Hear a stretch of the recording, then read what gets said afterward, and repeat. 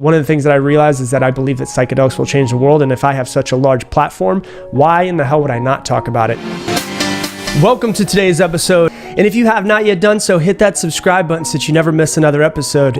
So today we're going to be talking about psychedelics. Not all psychedelics, we're going to talk about one psychedelic specifically, and that is MDMA, also known as ecstasy, for those who have taken the party drug ecstasy before.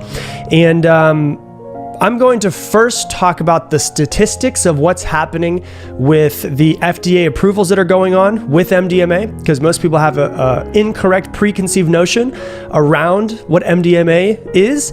And then I'm going to actually talk about my experiences with it and just tell you what I think of it, tell you about what I've learned from going through it as well. So people always ask me, when I talk about psychedelics, of where to start. Now, here's the first thing I'll say. I don't recommend that every single person does psychedelics. I don't think that it's necessary that every person does them, but I do think that, I'll be honest with you, I think that psychedelics are going to save the world. I think that it's going to save humankind. And the reason why is because I've seen so much change in myself and a lot of other people who I know who have done psychedelics, of just being more, having more empathy, having more sympathy, having more love for people that are around them. And let's talk about what a psychedelic is first. So a psychedelic, just so you know, a psychedelic isn't always necessarily a hallucinogen. So MDMA is a psychedelic, but it's not a hallucinogen. So a hallucinogen makes you hallucinate, which is what most people are afraid of. If you take, mushrooms, or if you take LSD, or if you take ayahuasca, those are psychedelics, but they're also hallucinogens. So your reality changes. A psychedelic, the word psychedelic actually means psyche, means mind, delic means clear mind. You're able to see clearly. The way that I explain it best in my mind of how I think MDMA is, and I always recommend, I'm not recommending anything actually. Let me start off by saying that. I'm not recommending anything, but if I were to go back and do them over, this is how I would do it. I would start off with MDMA and do a couple of MDMA sessions first, because it's very easy, it's very beautiful and amazing, and it's one of the guys that I've seen that had PTSD and overcame his PTSD said it's basically like being hugged by everybody that you know at one time. Everybody that you know and love, it's like being hugged by them and receiving all of their love while also being licked in the face by a bunch of tiny little puppies. It's just, you feel amazing, you feel love, and you feel incredible, and everything's so clear. And the way I always explain it is like, if you walk up to a table, most people, when you go to meditate, it's like walking up to a table, and the table has everything that you need to know to change your life, to make your life better. But when you go to meditate, it's like the table is just covered in shit. Like, there's not actual shit, but I'm talking about just crap and, papers and files and all of these things that you've left over years and years and years and years, but you're trying to get to the table. And so when you sit down to meditate, you sit down and you want to get to the table, but all the things that you keep having all these things pop up. And those things that are all popping up are all things that have been left all over the table for years and years. And it's so hard to get to the root of what you actually want to work at, because there's so many things on the table. Taking MDMA and meditating for 6 hours, which is, what I've done before, is like walking up to the table, throwing all of the stuff on the floor, and now all you have is a table, and you can work on the things that actually truly matter. That's the example that I give. Let me give you some statistics though, before I dive into how it's worked for me, and you can have an idea of how this is actually starting to change the world. So there are 8 million people in the United States that suffer from PTSD. 8 million people that suffer from PTSD. And there are tens of millions of people across the world that suffer from PTSD. There is a foundation called MAPS, M-A-P-S, which stands for the Multidisciplinary Association of Psychedelic Studies. They've been around since the mid-80s, 1986 actually, and they just finished phase 2 trials of 107 participants who had PTSD for at least 17.8 years. That was the average, was 17.8 years is how long they've had PTSD. After 2 to 3 sessions of MDMA, which means they take the MDMA, they sit there with a therapist, and they speak to the therapist for a few hours. And then they have a few extra sessions without the MDMA, just sitting with a therapist and talking, going through psychotherapy. In the phase 2 trials, 107 participants took place in this, and 56 no longer qualified for PTSD after just 2 months of treatment. Now, before I tell you the next statistic, just think about that for a second. They did 2 to 3 sessions of MDMA and then some psychotherapy with an actual qualified therapist. And within 2 months, they got rid of their PTSD that they had had for an average of 17.8 years. Now, at the 12-month follow-up, here's what's crazy. 68% of people no longer have PTSD. So it went from 56% to 68%, which actually shows you that the sessions, the MDMA sessions and the psychotherapy sessions actually changed their mind and changed their life and changed their habits and patterns and the way that they viewed everything around them even more after the sessions were over. Now, if that isn't incredible to you in the first place, 2 to 3 sessions over the course of 2 months, we're able to get a total after a year of 68% of the people who had PTSD for an average of 17.8 years to be completely rid of their PTSD. That's insane. And it's ridiculous. And the FDA, just so you know, on August 16th, 2017, granted breakthrough therapy designation to MDMA for the treatment of PTSD. And according to some sources that I know that are quite high up in all of this, this could be legal to go and see a therapist and sit down with a therapist and take MDMA within the next 6 to 12 months. That's pretty incredible. One of the guys who was suffering says, I felt like I went through 15 years of psychotherapy in one night.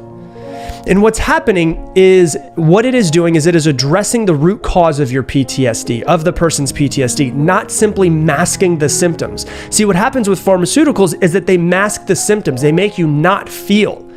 What happens with the MDMA is it makes you feel even more. But when you go through and feel this, you're actually able to change the way that you think about this. So you're actually reprocessing the trauma versus masking it. Does that make sense? So MDMA, you go through and you reprocess the trauma in a different way versus actually just masking it. 2 to 3 sessions, not taking pills every single day like these people have been doing for so long. So all of the people who went through this, just so you know as well, had other treatments and all of them failed. So it's not like this was their first try of getting better. They had gone through many different treatments and all of them failed. And MDMA was actually a therapy drug. MDMA, I think it was 1914 was when it was developed and it was found. It was a therapy drug for years and years and years until it was outlawed in the 70s when they did the war on drugs. And what it does is it releases, so you have an idea what's going on in your brain. It releases the serotonin inside of your brain, which makes you feel good, and releases something called oxytocin. Oxytocin is also called the cuddle chemical.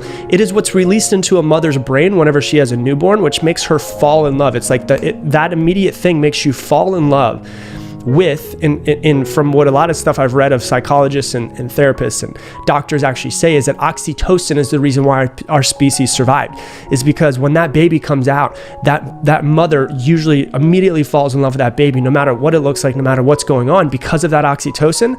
And the oxytocin that's running through her brain is now processing in real time that love for that child, and it's actually restructuring her brain.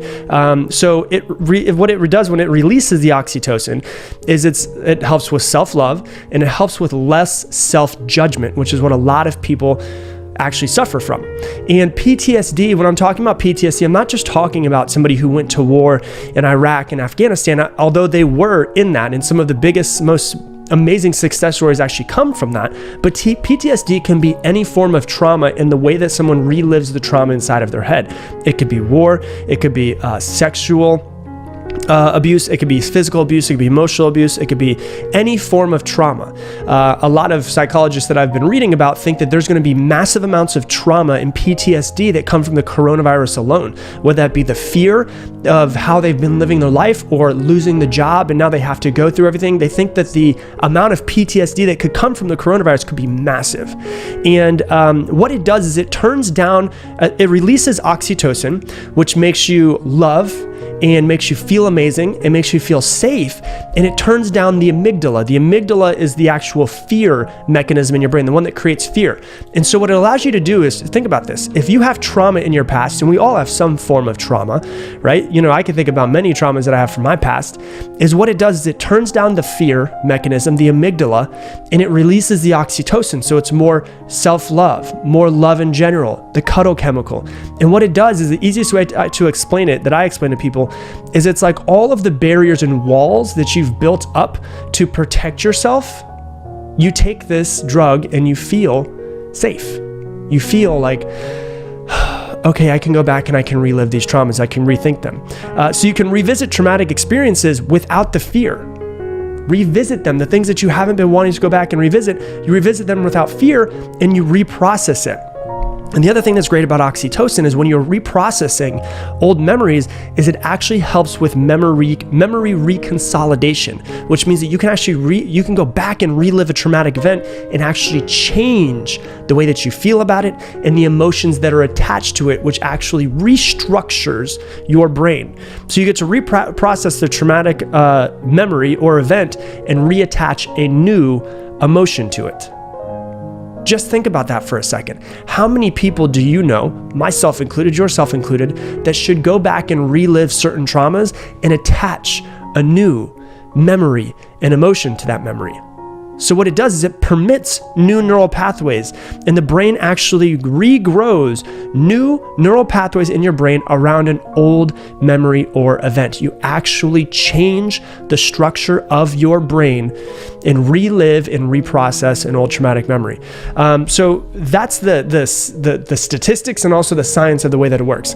Let me explain to you my first session, which I will say was not done in America for legal reasons. I have to say that because clearly it's not legal yet. But we're going to go ahead and say that it wasn't in America. And I remember that whenever you do these types of things, whenever you do any type of psychedelic, you should take it very, very serious, more serious than you've ever taken anything in your entire life. And so I went into it with the feeling of, with the intention of, I want to just learn to love everybody better. That's it. I just feel like I feel like the only thing holding me back is that I need to just be better at loving everybody. And if I could get better at that than I already am, then that's going to make my life so much easier. And so I went in with the intention of just, I want to love people more. I want to be more empathetic, more sympathetic, just love people more, be accepting, not being judgmental, any of those things. And I went in and I took the MDMA, and the very first thing, it takes about 30, 40 minutes to hit you. I had headphones on, and the headphones were, complete noise canceling, so I couldn't hear anything but that. And I had a weighted blanket on, so it's about a 25-pound blanket because, it actually makes you, there's statistics around what a weighted blanket does neurologically and makes you feel like you're, it lights up the parts of your brain that make you feel like you're being held by your mother or by someone that you love as a child. And so, I had the weighted blanket as well. And the very first thing popped into my head was my dad's face. And I was like, that's interesting. I want to love people more.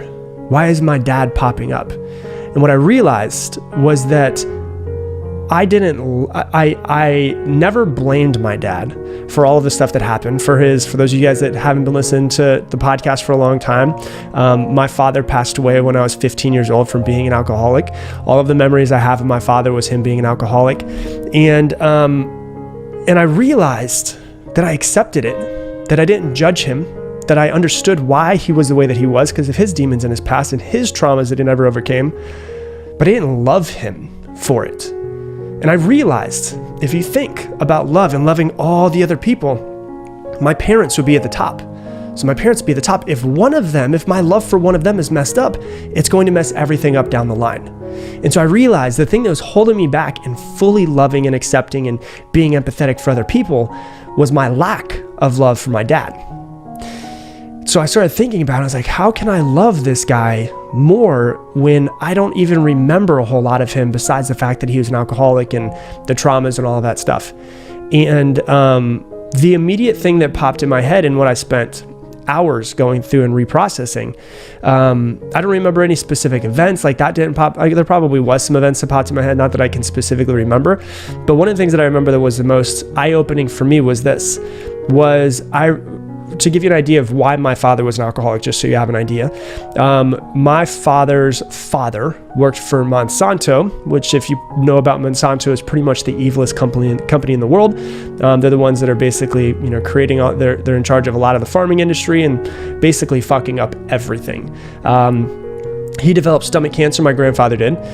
He went from a deacon in the church to an alcoholic, and at 12 years old, my dad heard a gunshot go off. He walked into my parents' room in the middle of the night and had seen my grandfather, who had just shot himself in the mouth with a shotgun. So that was my father's story.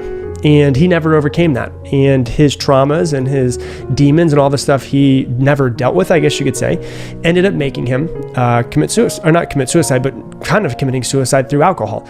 Became an alcoholic, and he had some back issues, so he was also taking pain medication on top of it. I think it just took his liver out really quickly. So what happened, and now that and I have to tell you that story so you can understand what I went through during this MDMA process, is I realized that I wasn't loving my father.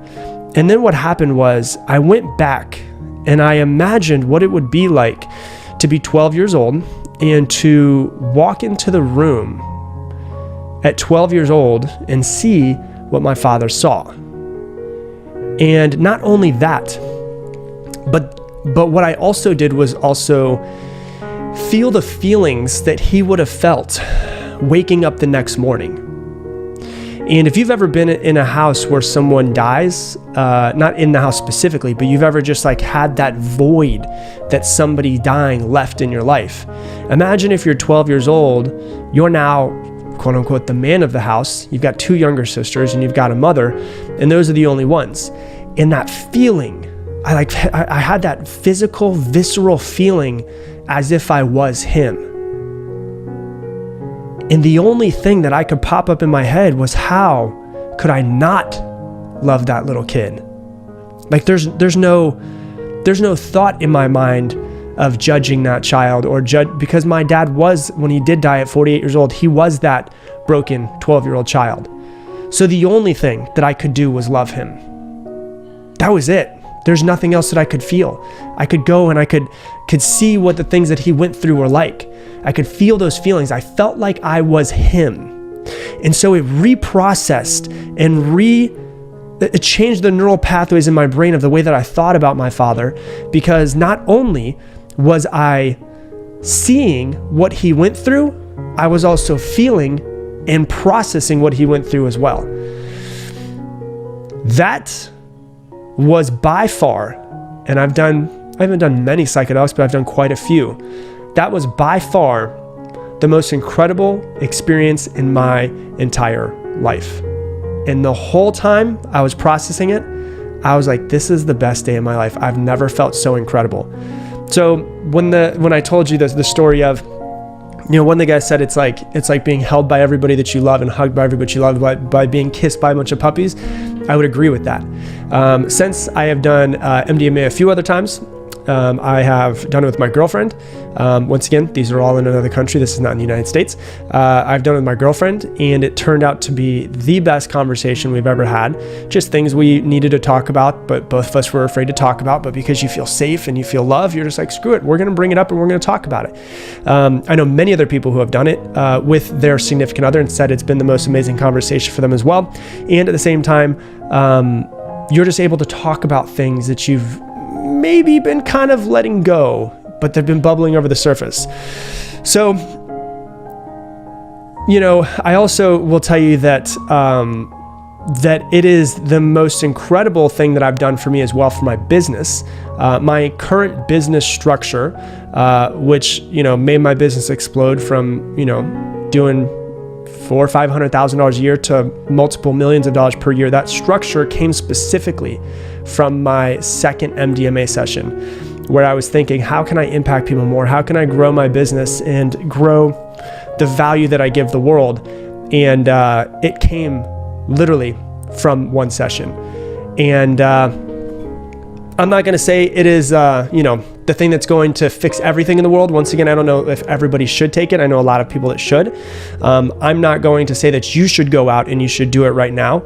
I think that you have to really, one of the things about it is that you really have to be in the right place mentally. The reason why people have bad trips is because I don't think they're in the best place mentally. And so if you're going to, you have to realize this, if you're going to bring up old traumas, you better be in a really good mental place. Like if you're not in a good place mentally, it's not going to be good, right? It can be bad. There are things as bad trips because what's happening is you're actually bringing up the feelings and the emotions, the events. And if you can't process those emotions and those events, you could feel worse on the other side. But if what I would recommend is don't do it at all at this point. Wait till it becomes legal, because it's not 100% legal at this point, but looks like it probably will become legal as long as, they go through phase 3 trials and the FDA approves it. God, I hope that it does, because I think that it will change the world. I would wait for that, because you never know what you're getting if you're buying it from other people, if you're doing other stuff. But I just wanted to give you my take on it, because a lot of people ask about my psychedelic experiences. And one of the things that I realized is that I believe that psychedelics will change the world. And if I have such a large platform, why in the hell would I not talk about it? I don't have fear around talking about it. I will talk to anybody about it. Because I think that it is one of the things that will change the world, is psychedelics and people working on themselves, because ultimately not enough people work on themselves in the first place. So